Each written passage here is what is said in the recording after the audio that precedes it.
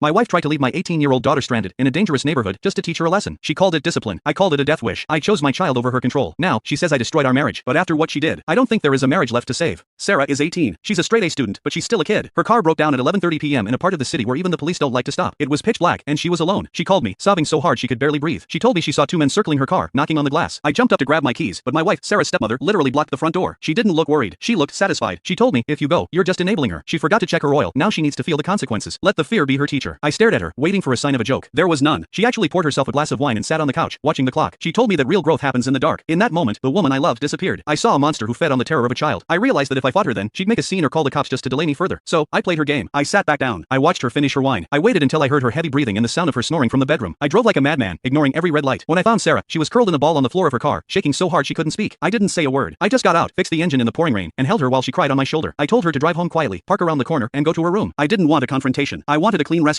No drama. Just a father doing what should have been common sense. The next morning, the house was silent until my wife saw the car in the driveway. She didn't ask if Sarah was alive. She didn't ask if she was hurt. Her first words were, "How dare you undermine my authority?" She screamed that I had betrayed our partnership. I looked at her and calmly told her that our partnership ended the second she decided a lesson was more important than Sarah's life. I told her that a woman who laughs at a child's terror doesn't deserve a seat at my table. I've already started moving my daughter's things out. My wife thinks I'm being dramatic. I think I'm being a parent. Control is not more important than safety. If protecting my daughter makes me the villain in her story, then I'll wear that title with pride. I am done. I am out. And I am definitely not sorry.